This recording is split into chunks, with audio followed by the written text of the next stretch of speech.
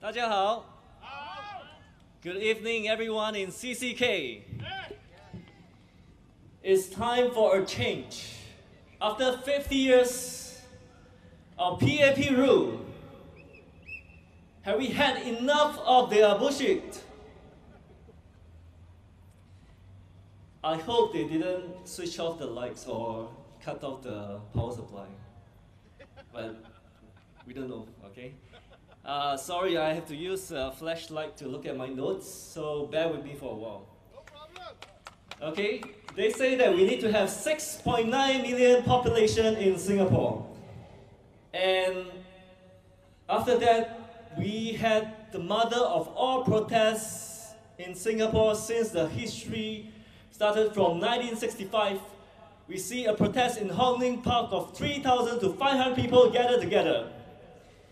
And that is the mother of all protests. So it angered all Singaporeans from all walks of life. Why so? Because Singapore is already so small that our flats are building smaller and smaller. So small that you can even look at your neighbors and look at what they're doing. So they are going to squeeze us like sardine. So they say that 6.9 million is good for us. It's good for the economy. Minister Vivian Balakrishnan recently said that without 6.9 million population, there will be more poor people. Is that true? No! We already have a lot of poor people now. So with more people coming in, we will see more competition, there will be more poor people. Okay, let PPP a chance to prove PPP is wrong. We have more than 10 solutions for them to solve the population problem. Okay? The root cause of the problem is, they say, is low fertility rate. Singapore has a TFR, total fertility rate of 1.26, which is the world's most low TFR in the world. I think it's about the least 5 most low birth rate in the world, at least. Okay? We are worse than Hong Kong. So what is the reason? The reason is because of stress. And human beings are being stressed up, they will tend not to produce. They will tend not to give birth. What's the reason? The reason is we always want our offspring, our children, to have a better life. When we feel that we can't give them a better life, why bring them to this world? Is that true? Is our life getting better or worse? Because we sense that our life is getting worse. So, a lot of people are afraid of the high cost of living and the insecurity of their jobs. They tend not to give birth. One solution is to reduce the cost of living.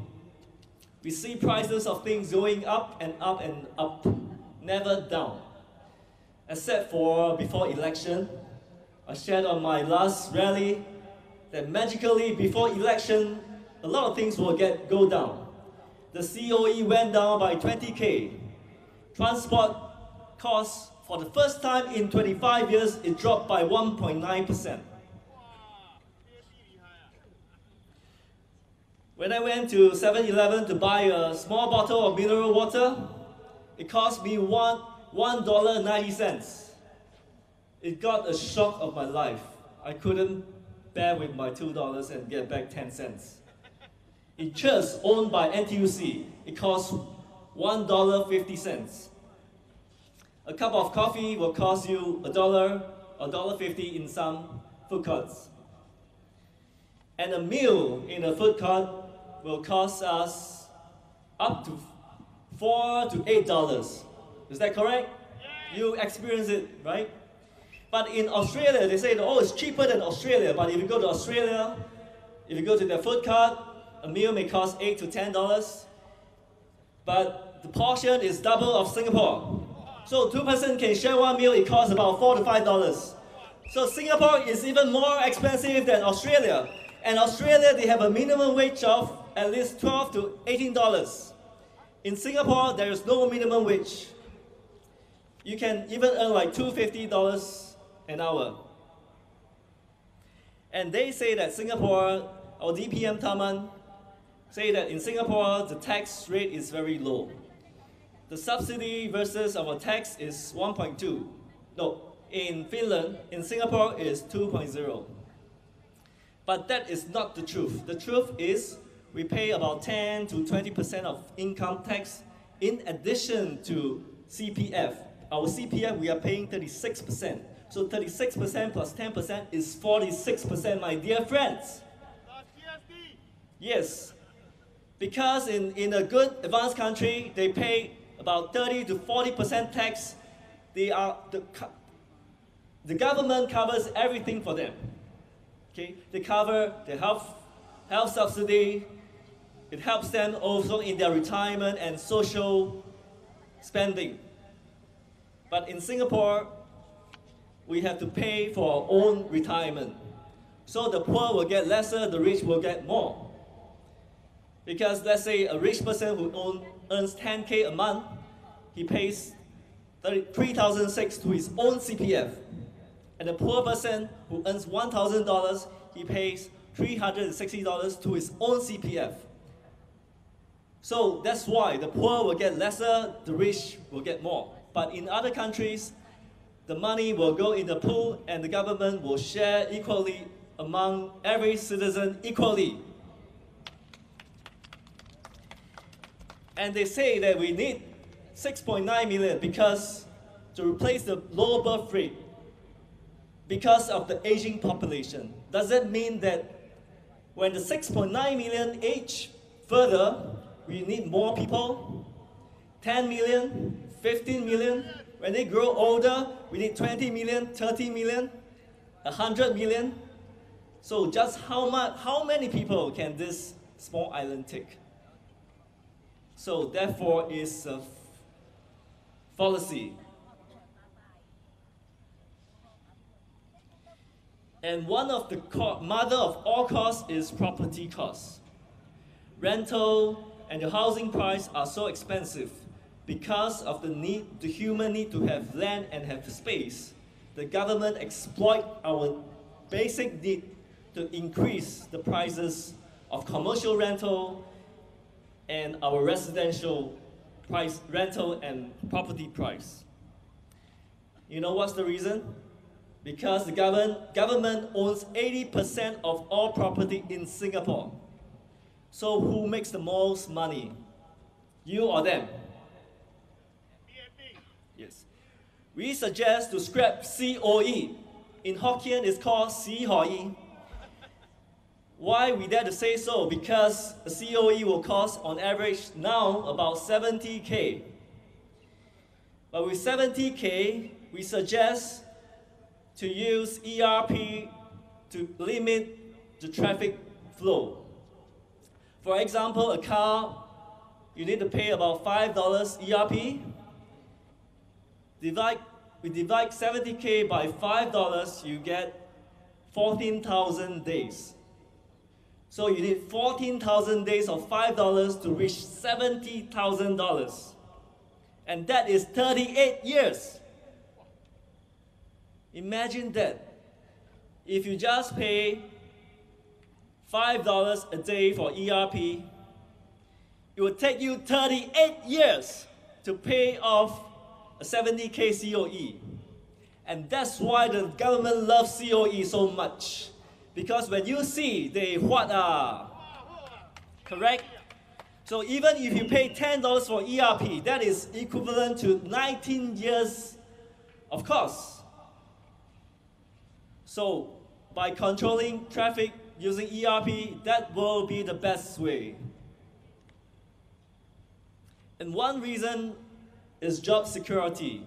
We have one resident that we visited him. He said that he is a P-net. He earns about $4,000 to $5,000, and he owns a 5-room flat. He has a son and a wife to feed. But recently he got retrenched, not of his own fault. He's not lazy, he's very hardworking, but he got retrenched. And he's stuck with his MOP, minimum occupation period. So he couldn't downgrade his flat. So he is in trouble now. And he is so worried. And we felt for him. But there's nothing much we can do since PAP is in control. We suggest to have minimum wage. Minister Tan Chuan Jin told us that minimum wage will make the economy collapse. But their maximum wage, super maximum wage of billions of dollars of salary will not cause the economy to collapse. What kind of logic is that? We have seen that in advanced countries, a lot of countries, including Hong Kong, USA, they all have minimum wage. In a study done in San Jose, when they implemented the minimum wage, after a few days, they tracked the performance of the economy. The economy actually grew. The PAP ministers like to tell you half-truth, that when you implement minimum wage, you will suffer, you will go jobless. And that is not true. These are half-truths to tell those who do not understand about economy, who know nothing about economy. But we are a smart nation. We know about economy, so that is not true. A smart nation is not a nation made of computers, but a smart nation is a nation consists of smart people. Is that right? Yeah.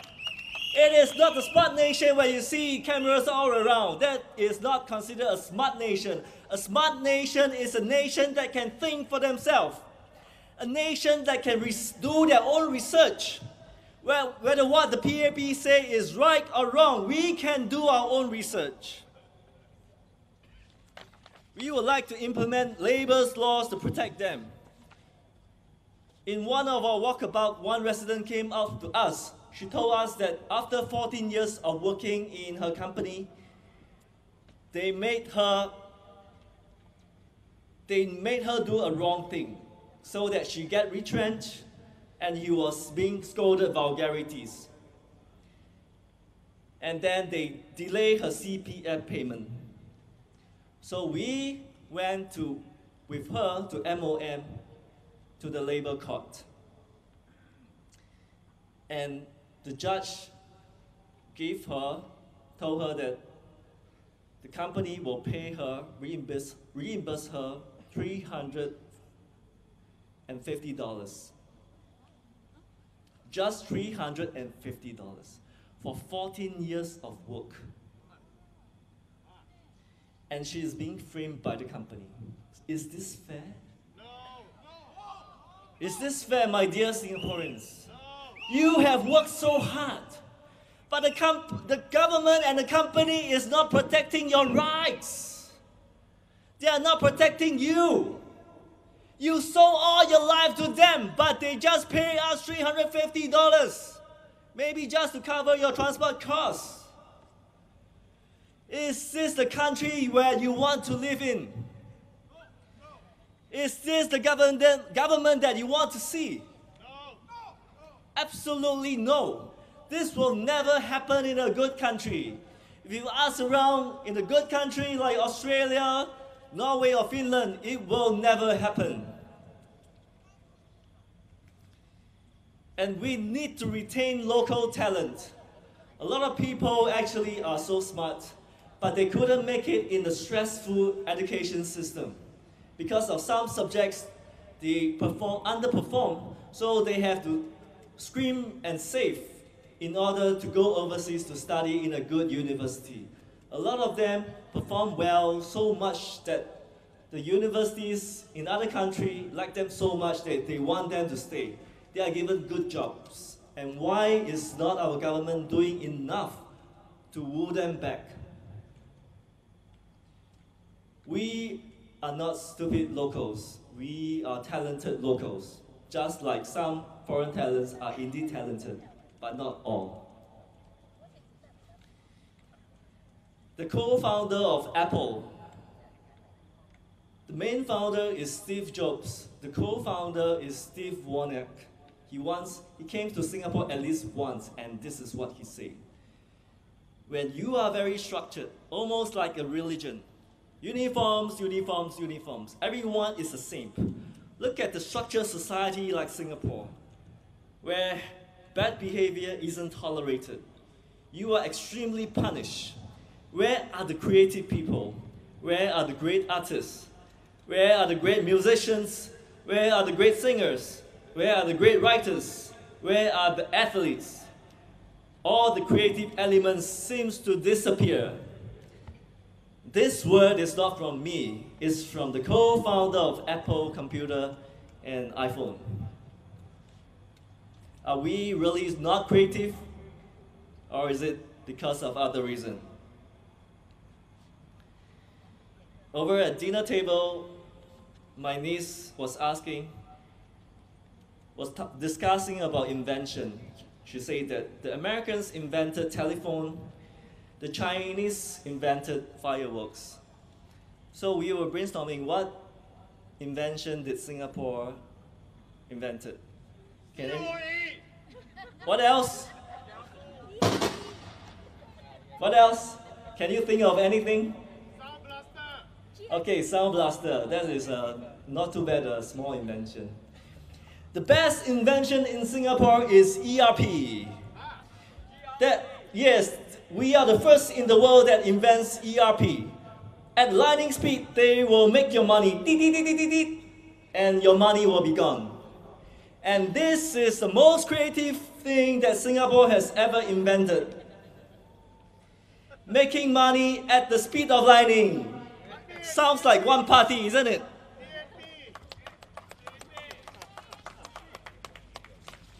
From 2005 to 2010, the number of students who need to seek psychiatric help increased by 16%. And those with suicidal thoughts and tendency, the increase in 5 years is 35%. 1 in 3 students have thought to give up their life for the fear of exams. Is this the way we should treat our students and our young ones?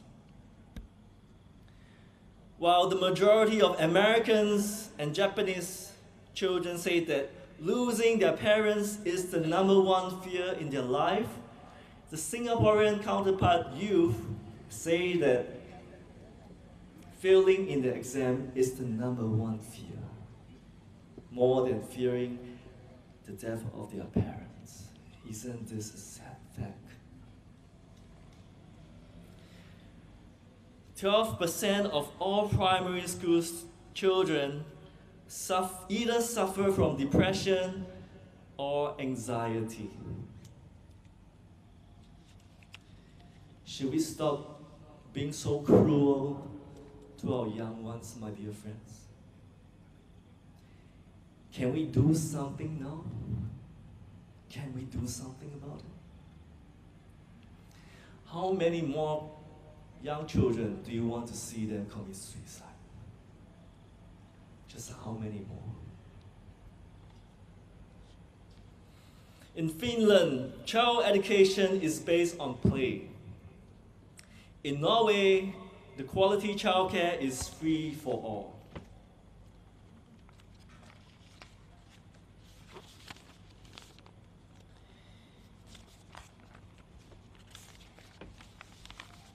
And lastly, I'd like to cover a few small issues, although, in a short while, but these are not trivial issues. We see that the haze is going round. It comes around every year. But is our government doing something every year, telling us, being transparent, that they are doing something? We suggest that we spend some money to train the farmers, uneducated farmers, subsidize them to have a better way of clearing lands, or even helping some companies to see what are the alternatives, because the haze will cost us multi-of millions of dollars a year. So this will save us money, isn't it? and in the farmland of Choa Chu Kang, a beautiful countryside. It's only with countryside we can distress, we can feel the greenery, the peaceful places that we can go. Our children can touch the sheep and goat and play with chickens.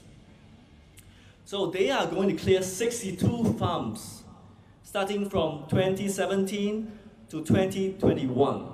So 62 farms will be cleared. So if you give PAP the mandate, they will clear all these farms. And next time your children, when they want to see a chicken or a goat or look at beautiful sceneries, they have to look at iPad. Isn't this sad? And last but not least, I'm going to show you this thing. The government last year, May, they have passed a bill, Radiation Protection Bill. It means that they want to protect a nuclear power plant. This is in the Gazette. You can search about it. What does it mean? It means that they might be building a nuclear power plant. And this is in the Straits, headlines of Straits Times. Don't trust my word. Go and look at it. So when you give PAP the majority mandate, at their own will, they can build a nuclear power plant, most likely in Tuas. And Choa Chu Kang is near to Tuas. And if anything, God forbids, that like Fukushima in Japan, if anything happened, the whole of Singapore will be gone. All the entire population will be wiped off. Singapore will be extinct from the map of the world. Do you want to see that, my dear friends? If you don't want to see Singapore to be extinct, if you don't want to give them the power to build a nuclear power plant, what should you do? Vote for change. Stop them being the majority party. Put a cross on our logo. Tell them that we do not fear you. Tell them that we say no to nuclear power plant and all your stupid nonsense. Vote for change. Vote for PPP. Thank you.